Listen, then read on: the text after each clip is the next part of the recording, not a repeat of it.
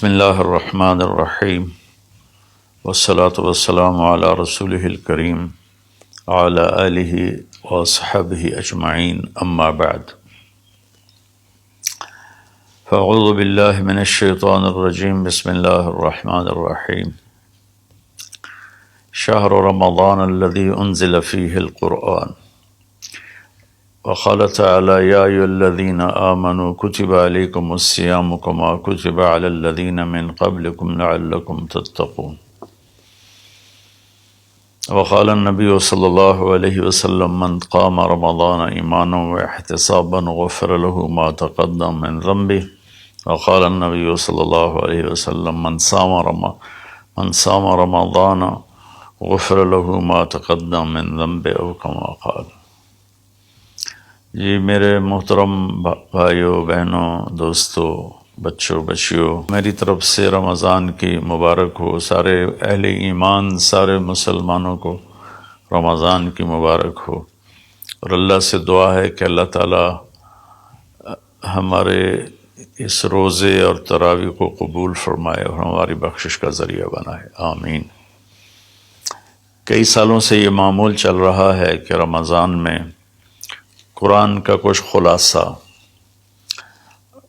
وہ بیان کر دیا جائے۔ سوا پارہ پڑھا جاتا ہے، رات ہم نے 1.5 پارہ سنا، تو سارے کا تو خلاصہ مشکل ہوتا ہے، تو کچھ اس میں سے جو اللہ تعالیٰ دل میں ڈالے گا وہ میں عرض کر دوں گا۔ سب سے پہلی بات یہ ہے کہ یہ قرآن کیا ہے، یہ کتاب کیا ہے؟ تو اللہ تعالیٰ یہ کس نے اتاری ہے، اس کا مقصد کیا ہے؟ تو قرآن کا تعارف قرآن کی زبان سے، کہ قرآن خود اپنے بارے میں کیا کہتا ہے۔ تو پہلا سوال اٹھتا ہے یہ کس کی کتاب ہے، کس نے لکھی ہے، کون مصنف ہے؟ تو اللہ تعالیٰ فرماتے ہیں سورہ شعراء میں وَإِنَّهُ لَتَنزِيلُ رَبِّ الْعَالَمِينَ، یہ پیغام ہے، یہ کتاب ہے، تھوڑی تھوڑی کر کے اتاری ہوئی، تنزیل تھوڑا تھوڑا کر کے اتارنا، انزال ایک ہی دفعہ اتارنا۔ رب العالمین، جو ساری کائنات کا مالک ہے اور لارڈ ہے اور بادشاہ ہے اور پالنے والا ہے۔ لفظ رب میں اللہ نے ایک خوبصورت اشارہ کیا ہے کہ میں تمہارا پالنے والا ہوں، تو جیسے تمہاری ماں تم سے پیار کرتی ہے اور تمہارے لیے ہر وقت آسائش پہنچانے کی کوشش کرتی ہے، ہر وقت راحت پہنچانے کی کوشش کرتی ہے، تکلیف سے بچانے کی کوشش کرتی ہے، تو یہ کتاب اس رب العالمین کی طرف سے ہے جو تمہارا پالنے والا ہے۔ وہ تمہارے لیے کبھی تکلیف نہیں چاہے گا، کبھی مشقت نہیں چاہے گا۔ میرے اس قانون پہ عمل کرنا تمہارے لیے سراسر فائدہ ہے، اور اس کو چھوڑ دینا تمہارے لیے سراسر نقصان ہے۔ لفظ رب میں یہ ایک پیغام اللہ تعالیٰ نے خاموش پیغام ہمیں دیا ہے۔ کس کی کتاب ہے؟ کہ رب العالمین۔ رب العالمین تو آسمانوں پر ہے، تو نیچے کون لایا؟ تو اس کا جواب ہے نزل بہ الروح الامین۔ اس کے لیے ایک مقدس فرشتہ آیا جو امانت دار ہے، کہ وہ جس طرح اللہ کی طرف سے وہ پیغام ملا اسی طرح اس کو لے کر نیچے آیا۔ امین کے لفظ نے حضرت جبریل کی ضمانت دی، اللہ کی طرف سے ضمانت۔ اور روح جو ہر آلائش سے پاک ہے، اور اللہ کا امر ہے قل الروح من امر ربی۔ تیسری بات، کس پر اترا ہے، کس کو یہ دیا گیا ہے کلام؟ علی قلبک، اے میرے محبوب یہ آپ کے رب کا کلام ہے، جبریل اس کو لایا ہے اور آپ کے دل کے اوپر اتارا ہے۔ پہلی 3 کتابیں لکھی ہوئی اتار دی گئیں بیک وقت۔ اس سے پہلے چھوٹی چھوٹی کتابیں جو آئیں ابراہیم علیہ السلام پر یا دوسرے انبیاء پر، ادریس علیہ السلام پر، وہ بھی لکھی ہوئی، یہ لکھا ہوا نہیں آیا، یہ ڈائریکٹ اللہ پاک کی زبان سے نکلا اور جبریل نے اس کو لیا اور اللہ کے نبی کے دل پر اتار دیا۔ اچھا، کس لیے آیا ہے؟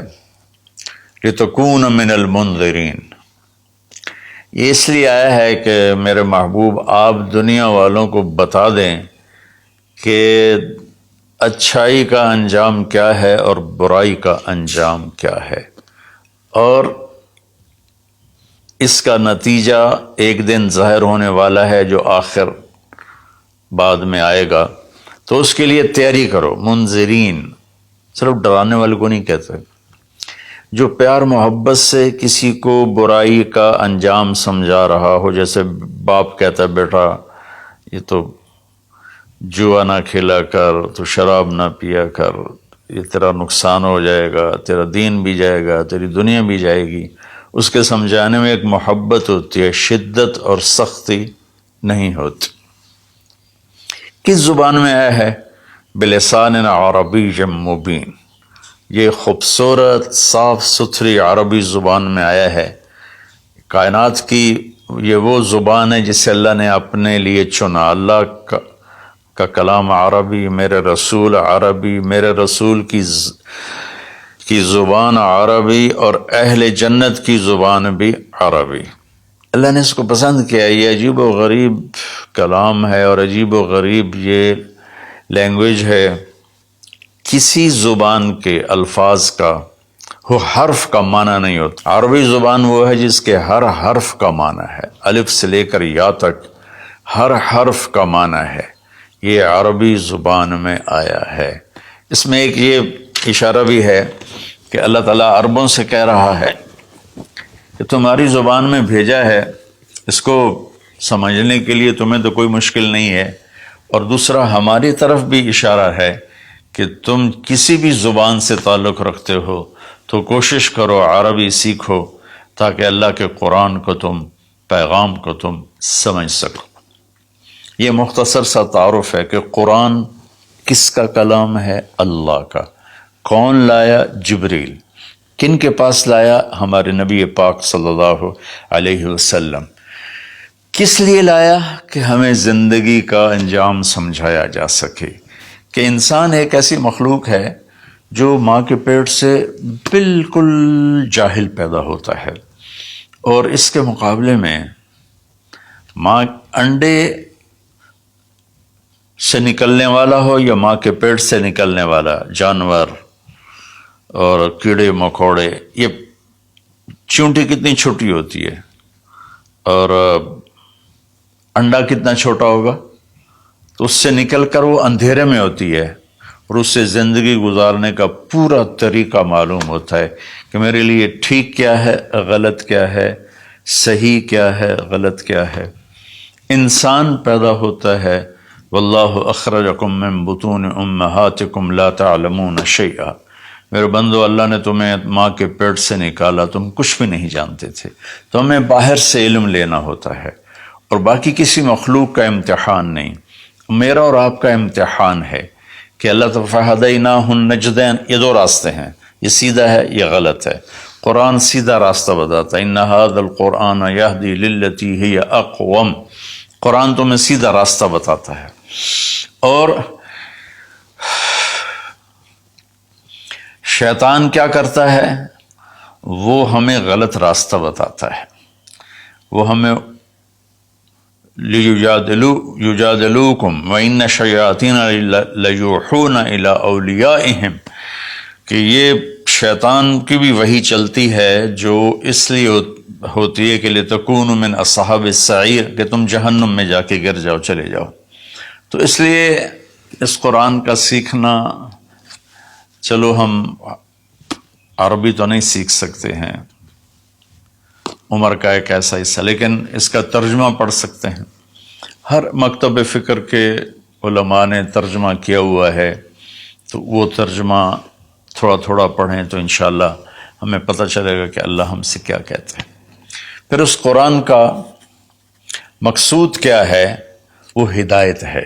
الف لام میم ذالک الکتاب لا ریب فیہ ہدن للمتقین، یہ کتاب کی پہلے اللہ نے ضمانت دی کہ یہ ہر شک و شبہ سے بالا تر کتاب ہے، دنیا میں کوئی یہ دعویٰ نہیں کر سکتا، نہ بولنے والا نہ لکھنے والا۔ انبیاء کے سوا بڑے سے بڑا علامہ ہو بولنے میں خطا کھائے گا، بڑے سے بڑا علامہ ہو لکھنے میں خطا کھائے گا، صرف میرے رب کا انبیاء اور میرے رب کا کلام ہر خطا سے پاک ہے۔ تو یہ کس لیے ہے؟ ہدن للمتقین، یہ ہدایت ہے۔ ہدا چونکہ عربی زبان ان کی تھی تو اللہ تعالیٰ نے انہی کی، سبحان اللہ، انہی کے استعمال کے مطابق جب قرآن کو اتارا تو وہ ہل کے رہ گئے۔ ہدا ویسے تو کہ سیدھا راستہ، لیکن ہدا اس چٹان کو کہتے ہیں جو سمندر میں ابھری ہوئی ہو، پانی سے باہر نکلی ہوئی۔ سمندر کے اندر بے شمار پہاڑ ہیں جو ہمارے زمینی پہاڑوں سے زیادہ ہیں، تو کہیں کہیں وہ اوپر نکل آتے ہیں، اور ان پر جب سورج کی چمک پڑتی ہے تو وہ چوٹیاں روشن ہو جاتی ہیں۔ اس روشن چوٹی کو عرب جب سفر کرتے تھے یا دوسرے بھی جب بحری سفر کرتے تھے تو ان کو نشانی بناتے تھے کہ یہ پہاڑ کی چوٹی فلاں جگہ کا پتہ بتاتی ہے، یا سمجھیے جدہ کا پتہ بتاتی ہے، یہ یمبو کا پتہ بتاتی ہے، یہ خلیج اقوا کا پتہ بتاتی ہے۔ ایک مثال دے رہا ہوں۔ تو ہدا اس پہاڑ کی چوٹی کو کہتے ہیں جس کو دیکھ کر بحری جہاز اپنی سمت اور راستے کو صحیح کرتے تھے اور منزل تک پہنچتے تھے۔ تو اللہ نے اس کتاب کو ہدا فرمایا ہے کہ انسانی سمندر میں، انسانی زندگی کی کشتی کے لیے، میں پھر دہراتا ہوں، انسانیت کے سمندر میں انسانی زندگی کی کشتی کے لیے یہ جو قرآن ہے، یہ وہ چوٹی ہے پہاڑ کی جس سے تم راستہ پاتے ہو اور جس سے تم اپنی منزل تک پہنچتے ہو۔ ایک مقصد تو اس کا یہ ہے کہ مجھے کیا کرنا ہے قرآن بتائے گا، کیا نہیں کرنا قرآن بتائے گا۔ جو کہا گیا وہ کر لو، جس سے روکا ہے وہ چھوڑ دو۔ دوسرا، قرآن کا مقصود کیا ہے؟ ھذا بلاغ للناس، یہ پیغام ہے لوگوں کو پہنچانے کے لیے، جس کو امت آج بھلا چکی ہے۔ مدت ہوئی صیاد نے چھوڑا بھی تو کیا، تاب پرواز نہیں راہ چمن یاد نہیں۔ مدت ہوئی، پرندہ پنجرے میں بند تھا، جب شکاری نے اس کو کھولا پنجرے کا دروازہ اور کہا کہ جاؤ آزاد ہو، تو وہ کہتا ہے تاب پرواز نہیں، میں اڑ نہیں سکتا، تم بہت چھوٹی عمر میں مجھے پکڑ کے لائے تھے میرے گھونسلے سے، راہ چمن یاد نہیں، اور مجھے راستہ بھی معلوم نہیں کہ میرا گھونسلہ کس چمن میں تھا، کس درخت پہ تھا، کس شاخ پہ تھا، میں کچھ نہیں کر سکتا۔ اس وقت امت خواہشات کے پنجرے میں اس طرح بند ہوئی ہے کہ راہ چمن یاد نہیں، تاب پرواز نہیں، راہ چمن یاد نہیں، کہ اللہ تعالیٰ نے ہمیں یہ سورہ ابراہیم کے آخر میں ھذا بلاغ للناس، یہ لہجہ ہے قرآن کا، یہاں ھذا بلاغ للناس، یہ پیغام ہے لوگوں کو پہنچانے کے لیے، وَلِيُنذَرُوا بِهِ، تاکہ انہیں خبردار کیا جا سکے، وَلِيَعْلَمُوا، تاکہ وہ جان لیں، أَنَّمَا هُوَ إِلَٰهٌ وَاحِدٌ وَلِيَذَّكَّرَ أُولُو الْأَلْبَابِ، کہ ایک ہی اللہ ہے، ایک ہی معبود ہے، ایک ہی الہ ہے، ایک ہی مدد کے قابل، ایک ہی پکارے جانے کے قابل، ایک ہی ہے جس کو پکارنا بھی ہے، بلانا بھی ہے، مانگنا بھی ہے، جھولی بھی پھیلانی ہے۔ یہ اس کا دوسرا مقصد ہے۔ اس امت کو ایسا نبی ملا جس کے بعد کوئی نبی نہیں آئے گا، کوئی نبی نہیں آئے گا۔ نبی اللہ بھیجتا ہے، خود بخود کو انسان نبوت کا دعویٰ کرے تو اس سے وہ نبی نہیں بنتا ہے، تو نبی اللہ بھیجتا ہے اور اللہ پسند کرتا ہے۔ تو ہمارے نبی آخری ہیں، لہٰذا اس کتاب کا پیغام دنیا کو پہنچانا ہم سب کے ذمہ ہے کہ ہم انہیں بتائیں کہ بھائیو آگے ایک زندگی آ رہی ہے۔ دو باتیں ہو گئیں۔ تیسری بات یہ ہے کہ اس وقت ایک ماحول بنا ہوا ہے کہ دین پہ چلنا بڑا مشکل ہے، دین پہ چلنا بڑا مشکل ہے۔ تو اللہ تعالیٰ نے بسم اللہ الرحمن الرحیم، یہاں سے اللہ نے تسلی دینی شروع کی کہ میں شروع کرتا ہوں اس اللہ کے نام سے جو رحمان بھی ہے رحیم بھی ہے، مہربان ہے، نہایت رحم کرنے والا ہے۔ تو پہلا ہی جملہ بتاتا ہے کہ جو رحمان و رحیم ہو وہ کوئی ڈنڈے سوٹے کا قانون تو نہیں بنائے گا، بہت نرم سا بنائے گا، ہماری فطرت کے مطابق بنائے گا۔ بھوک کی حالت میں روٹی کھانا کون سا مشکل کام ہے، افطاری کے وقت کھانا کون سا مشکل کام ہے، ہر کوئی جھپٹنے پر تیار ہوتا ہے۔ پھر دوبارہ اللہ نے تسلی دی، الحمدللہ، سب تعریفیں اس اللہ کے لیے ہیں۔ حمد اور مدح، یہ قرآن کے دو لفظ ہیں۔ حمد ہے وہ تعریف جس کے وہ لائق ہے، اور مدح میں خوش آمد ہے۔ آپ نے فرمایا یا معاذ ایاک والتمادح فإنہ الذبح، معاذ خوش آمد کرنے سے بچنا یہ ذبح کر دینے والی چیز ہے۔ تو اللہ تعالیٰ نے کہا سب تعریفیں تیرے اللہ کی، اور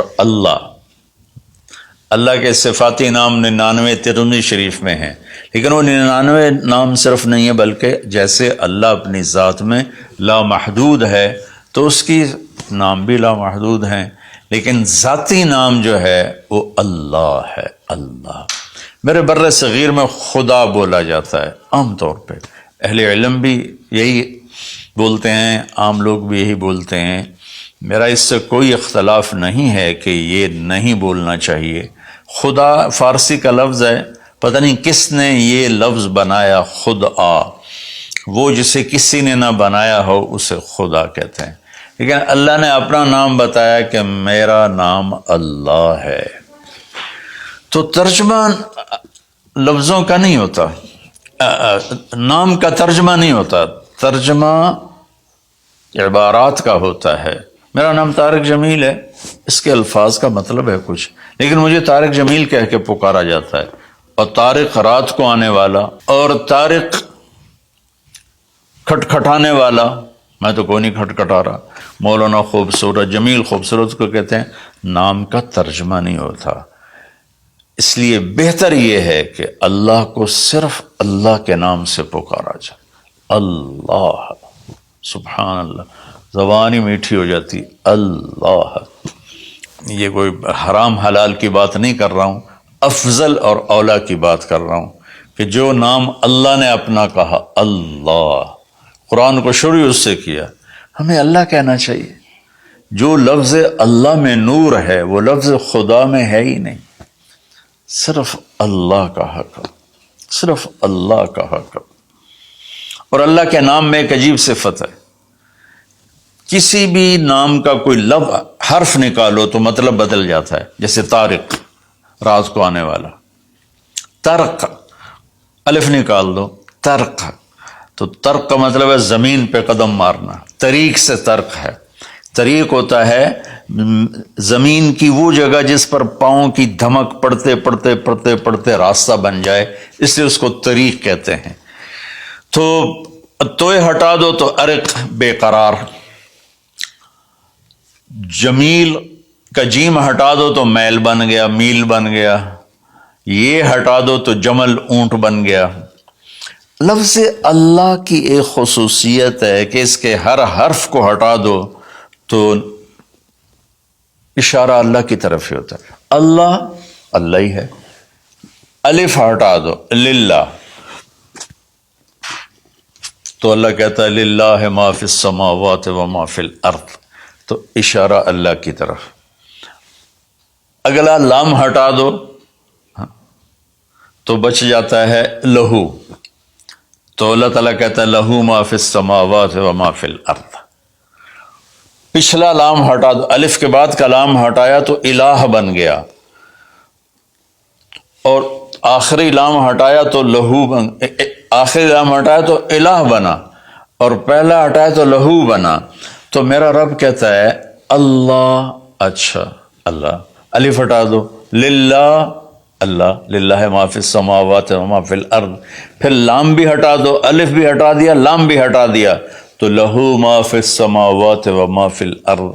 پھر آخری لام کو ہٹا کے پہلے لام کو بچا لیا تو وَهُوَ الَّذِي فِي السَّمَاءِ إِلَٰهٌ وَفِي الْأَرْضِ إِلَٰهٌ. اور پھر سب سے عجیب بات کہ سارے حرف ہٹا کر آخری ہے کی پیش کو باقی رکھو نا، تو وہ ہے اللہ لا الہ الا ہو، اللہ لا الہ الا ہو، هو اللہ الذی لا الہ الا ہو، قل هو اللہ احد، هو اللہ الذی لا الہ الا ہو.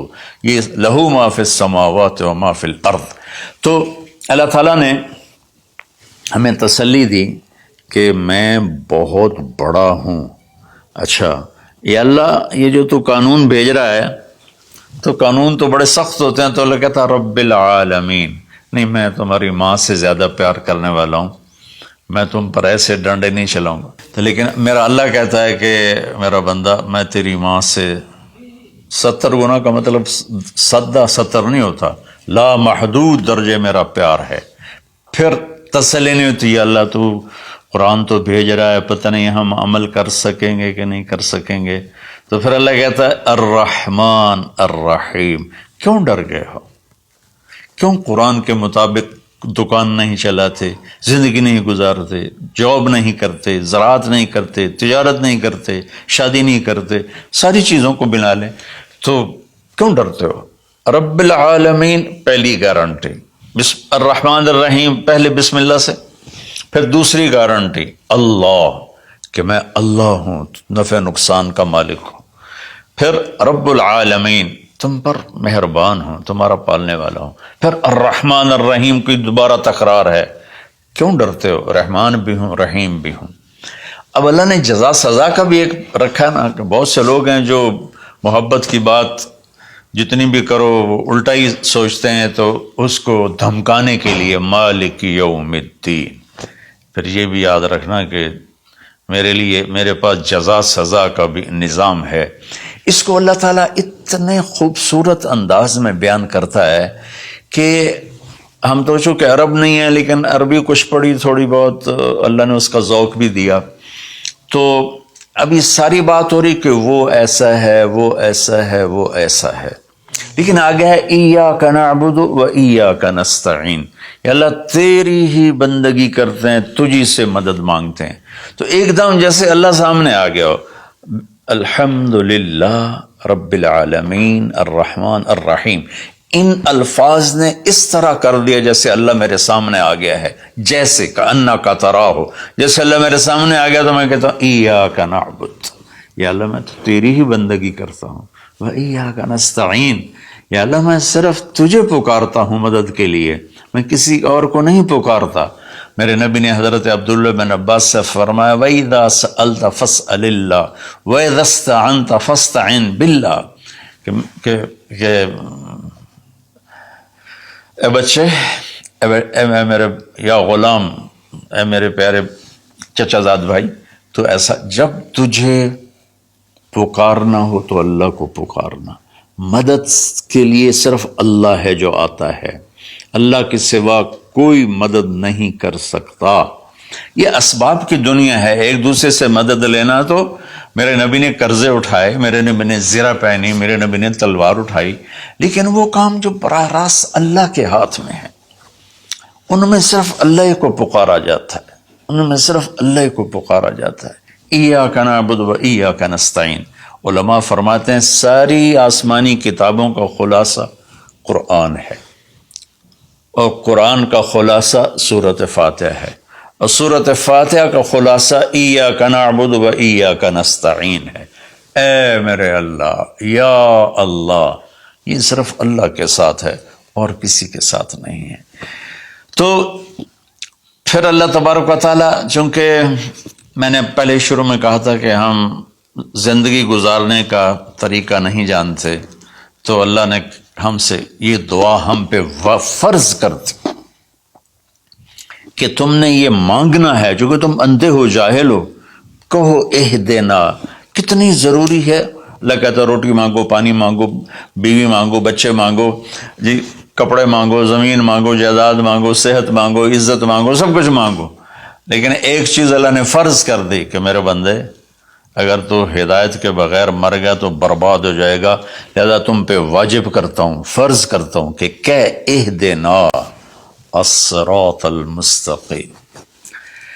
اہدنا پہلے میں بتا چکا ہوں کہ خدا یا اللہ وہ چٹان دکھا دے جس کو دیکھ کر میری زندگی کی راہیں صحیح جگہ تک مجھے پہنچائیں.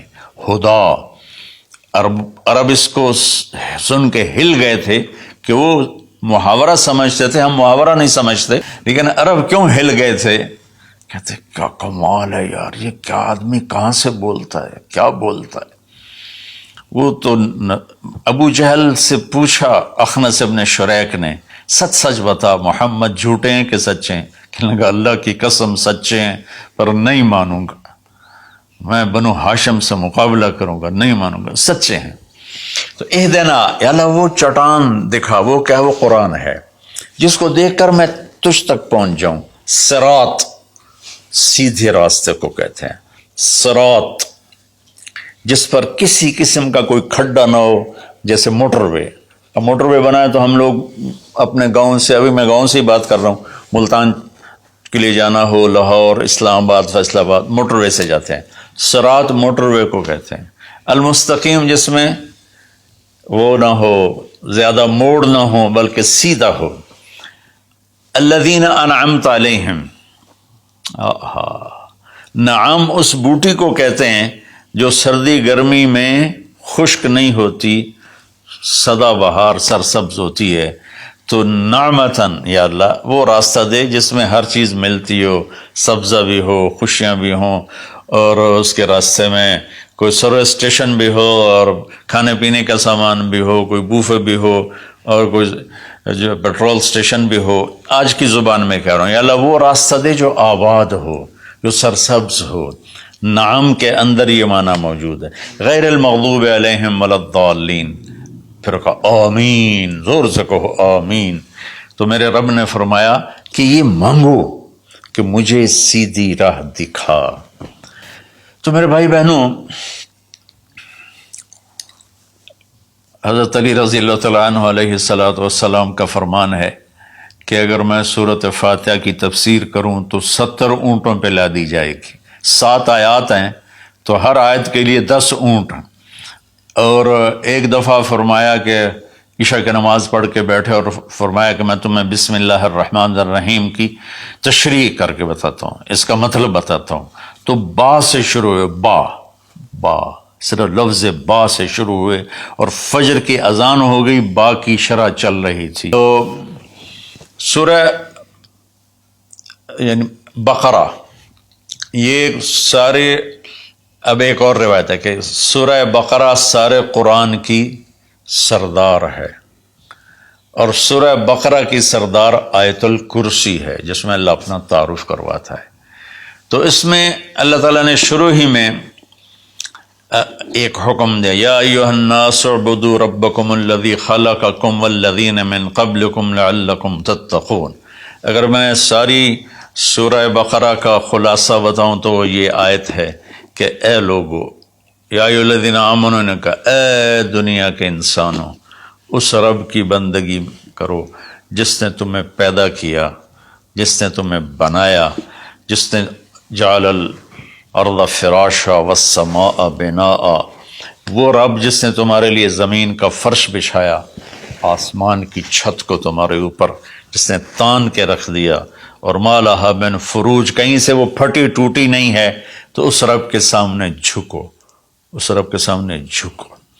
عبدہ اس بوٹی کو کہتے ہیں جو صحرا میں پیدا ہوتی ہے اور ہر وقت سرسبز رہتی ہے، اور اونٹ جب اس کو دیکھ لیتا ہے تو پھر وہ کسی جھاڑی کی طرف نہیں جاتا، سیدھا اس بوٹی کے اوپر جاتا ہے. تو میں قربان جاؤں، لفظ عبدہ میں، یہ عبد میں یہ اشارہ ہے، عبادت میں یہ اشارہ ہے کہ میرے بندو، میں تمہارا ایسا رب ہوں کہ تم میرے بغیر رہ نہیں سکتے ہو. تو ایسے میری طرف آؤ جیسے وہ تمہارے اونٹ تو ان کی عزت تھے، ان کا تاج تھے. تو میں تمہیں یہ پیغام دیتا ہوں کہ میرے بن کے چلو، میرے بن کے چلو۔ آخر میں حضرت یعقوب علیہ السلام کا انشاءاللہ سورہ یوسف میں اللہ تعالیٰ نے زندگی تو اس کی تفصیل آئے گی، لیکن یہاں صرف اتنی بات کہ اللہ تعالیٰ نے باپ کے روپ کیسا ہونا چاہیے، ایک باپ کو باپ کیسا ہونا چاہیے، اس میں جو یعقوب علیہ السلام کو فٹ کیا ہے اور کسی نبی کو فٹ نہیں کیا ہے، کہ یعقوب علیہ السلام نے اپنی اولاد جو نافرمان تھی ان کے ساتھ کس طرح زندگی گزاری، جو کھو گئے ان پر کیسے صبر کیا، اور جب وہ دنیا سے جانے لگے تو اس وقت کیا فکر کیا۔ تو مرنے والا کبھی کسی سوچ میں ہوتا ہے، کبھی کسی سوچ میں ہوتا ہے، تو یعقوب علیہ السلام نے فرمایا ما تعبدون من بعدی، دیکھو بیٹو میں جا رہا ہوں، میرے بعد کس کی عبادت کرو گے؟ تو انہوں نے کہا کہ ہم آپ کے رب کی اور ابراہیم کے رب کی، اسماعیل کے رب کی ہم عبادت کریں گے۔ تو والدین کے اوپر ذمہ ہے انہیں اپنے اللہ کا تعارف کرانا، اللہ کی پہچان کرانا، ڈنڈے سے نہیں، محبت سے، پیار سے، نصیحت سے۔ تو والدین پیار محبت سے اپنی اولاد کو اس پر لائیں۔ سورہ بقرہ اتنی لمبی صورت ہے کہ ابو علی رحمۃ اللہ علیہ بغداد میں 6 صدی کے عالم تھے، وہ سورہ بقرہ کو شروع کیا، اس کی شرح کرتے کرتے کرتے 32 سال گزر گئے اور وہ مر گئے اور سورہ بقرہ وہ پوری نہیں کر سکے تھے۔ تو میں خلاصے کے طور پر اس میں سے یہ بتا رہا ہوں کہ ہم اپنے اللہ کو پہچانیں، اسی کو معبود بنائیں، اسی کو اپنی مدد، اسی کو اپنا مددگار بنائیں، اسی کی بندگی اور عبادت کریں۔ اور ایک چیز میں نے چن کے دکھائی کہ ایز اے والدین ہمیں اپنی اولاد کو کس حال میں چھوڑ کے جانا ہے، اور اس سے پہلے میں نے قرآن کا تعارف کروایا۔